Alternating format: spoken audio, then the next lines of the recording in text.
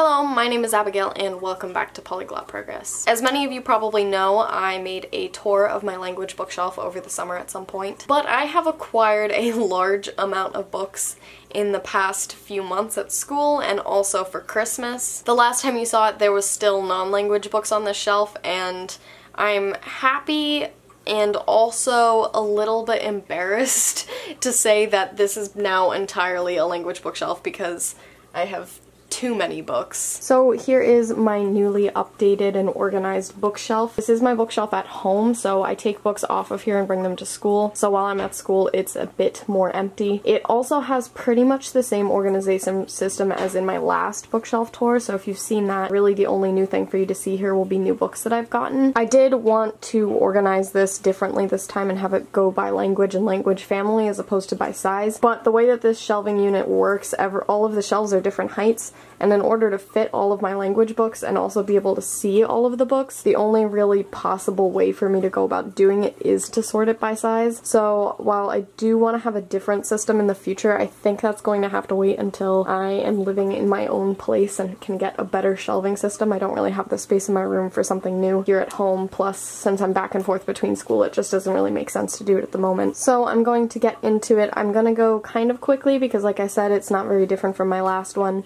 but I'm still going to point out my favorite books that I have and also tell you some tips as to how I buy some of these books, because although it does seem like I have a ton of books and I have probably spent tons and tons of money on them, I really haven't spent that much on these. There are only a few books in here that I've really paid full price for. So let's get started. Up top we have the shortest shelf. Most of these up here are literature in other languages and phrase books, but I do have a very tiny section over here of sort of language learning materials and dictionaries. I believe I filmed my last video before we went to Europe, so one new addition is my Bulgarian book that I got in France, and I'm super excited to get to use it. I haven't really gotten to dive into it yet because I've been focusing on other Bulgarian resources, but I am super excited to use it. And also I got this Haitian Creole phrase book for Christmas from Matt, and I'm also really excited about that. Moving over a little bit, we have my literature in other languages. This section extends a bit, so we're going to have to kind of move down the line, but this is going to be a prime example of where I get cheap resources because I have so many French literature books right now. I had to split them up between this shelf and the very bottom shelf.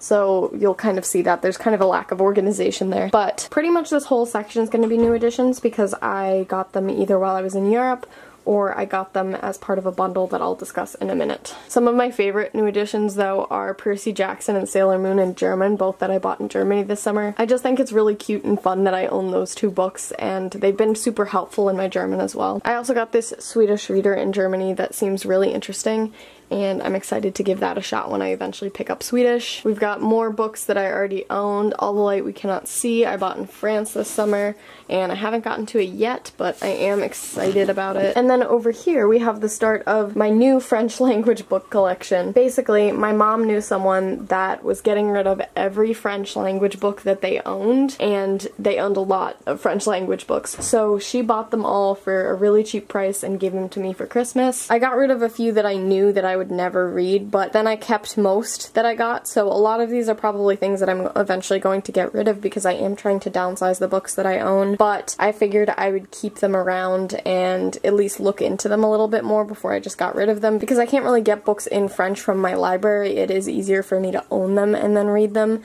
so I figured I would keep them around, possibly read them, and then get rid of them if I don't want to keep them after that. So that's your first tip for finding language books for cheap, is if you can go to a garage sale or look on Craigslist or somewhere where someone might be getting rid of a ton of things. This was one of those cases where you might think there's no one that has it, but if you think about it, there are lots of people who have family members who are immigrants or are immigrants themselves who may have a lot of books from their native language. Some of my favorites of this little grouping is that I got a collection of Edgar Allan Poe stories, and also there's this collection of Shakespeare plays. Moving over, we have just a few more literature books. I bought this one in France this summer because I was just really fascinated with architecture there, so I really like this in the sense that it like connects my trip to the language as well. This book was a gift from Matt when he went to Germany at one point. So another tip I have for you is if you have a birthday or Christmas or something like that coming up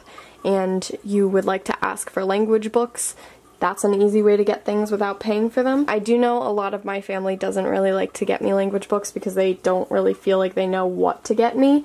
So I think something that's super helpful is if you know exactly what you want, maybe give them a list of some books you'd like to read in the language, or give them some resources you'd love courses from. Over here we have phrase books. I also have these two that are grammar and idioms that are just tiny, so they kind of fit in the phrase book section. A few of these are new, so some of my favorite ones that I've gotten recently have been these two that I bought in France.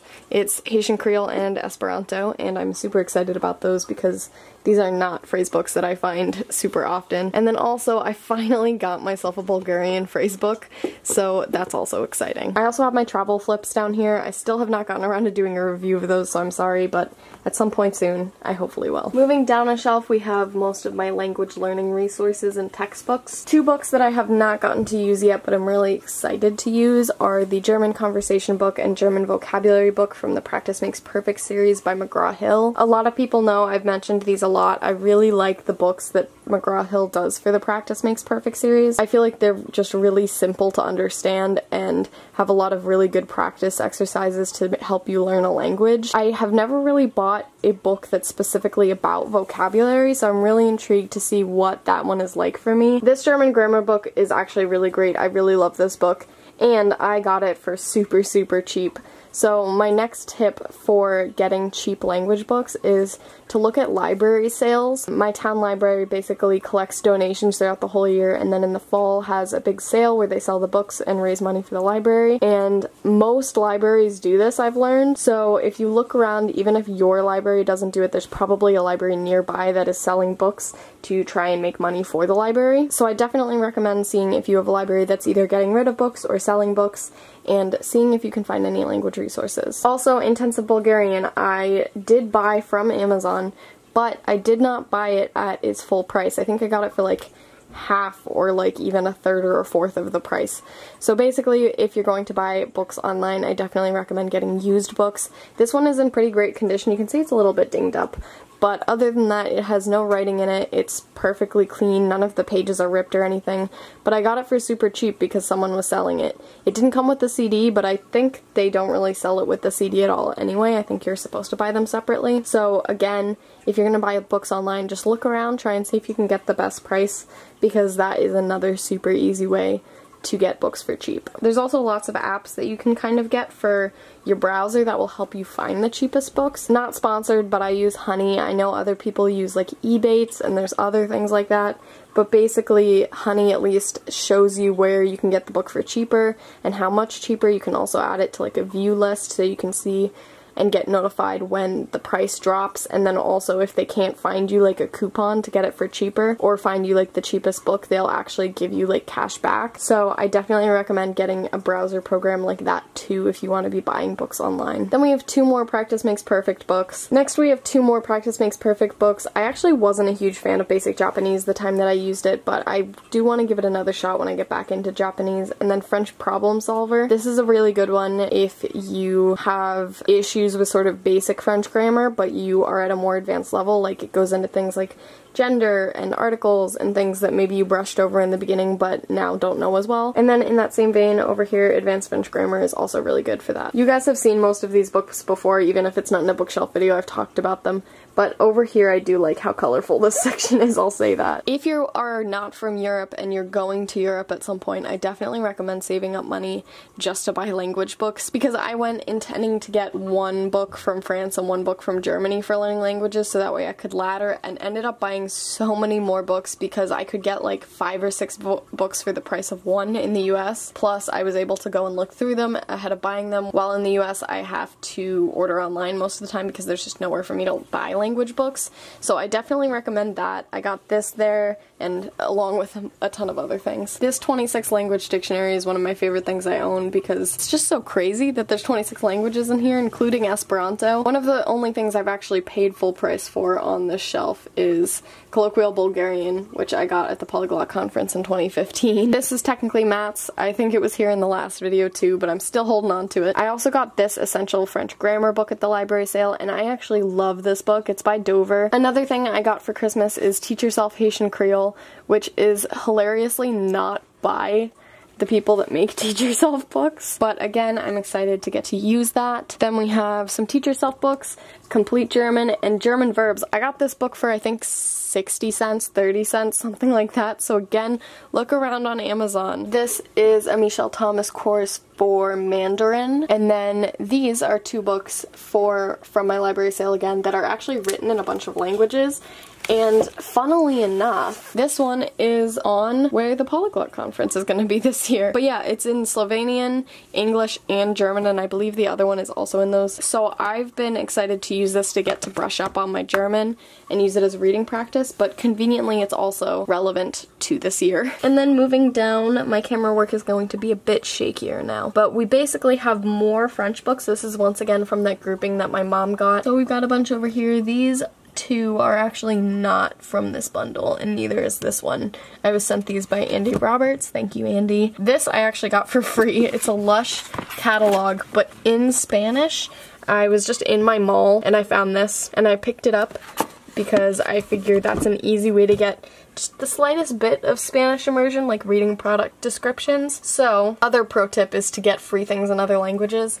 I actually up here have a few guides to like New York City in Mandarin, and while I have not studied Mandarin yet, I do want to in the future, so I picked them up so that way in the future I do have the chance to kind of read through them and use those. Over here we have more books. I don't honestly know much about any of these books, which is why they're kind of down here. Up on top is more so the books that I've like heard of or wanted to read. These are ones that I was considering getting rid of even because I didn't really know what they were, but I decided I would keep them because I want to get some reading practice. I want to research into them. And then over here, this is currently a mess, but this is where I keep my language notebooks. These binders, also I have an exciting project for them. I'm making sort of grammar binders for my languages. So that's what that is. Basically, I didn't want to keep all my notebooks in a drawer where I was constantly going to have to take them out. This just makes it a little bit easier. And that is my language bookshelf. I also, on top of one of my other shelves, have my books on language. So we've got Through the Language Class, Babel No More, Fluent Forever, Fluent in 3 Months, and Becoming Fluent. If you're not already aware, we started a book club, and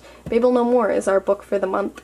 So if you want to join us, go ahead and read. We'll be having a live stream at some point in the beginning of March. And then I also have this poem over here that I did for the poetry contest. And that's my language bookshelf tour. If you liked this video, remember to give it a thumbs up. And if you'd like to see more language-related content, you should go ahead and subscribe down below. We're uploading every single day this month. Are there any books that aren't on my shelf that you feel like I should own as a language learner? This is a very dangerous question for me to ask, but I'd love to know. We'll see you tomorrow. And remember, practice makes progress. Bye, guys.